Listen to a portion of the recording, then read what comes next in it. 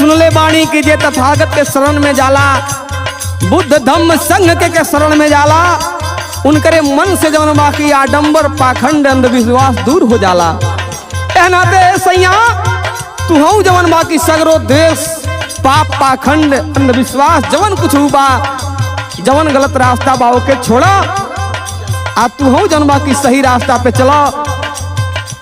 सुरेश चंद जी और हरीश जी भी, सरदे हरीश जी, ये सब लोग चलत हमें और गाय कमर रंजन भी चलत हमें। ये नाते से कहते लास्ट लाइन में कहा,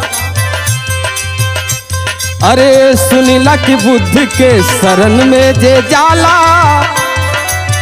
मनवा से सगर पाप देश मिट जाला।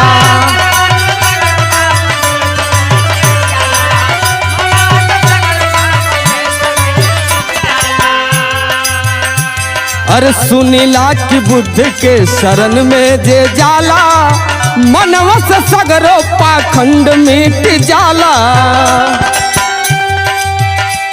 अरे भैया की है सैया, अरे सुनले बाणी की जे तथागत के शरण में जाला, बुद्ध धम्म संघ के शरण में जाला, उनकरे मन से जवन बाकी आडंबर पाखंड अंधविश्वास दूर हो जाला।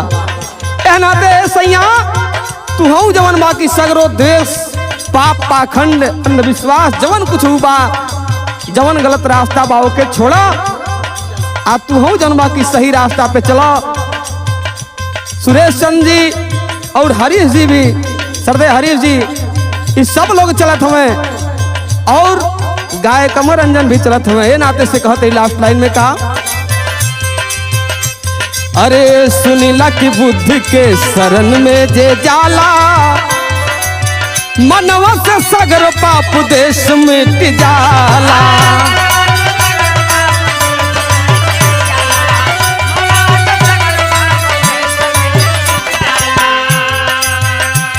अरे सुनीला की बुद्ध के शरण में जे जाला, मनवा से सगर पाखंड मिट जाला। अरे भैया हरीश के हो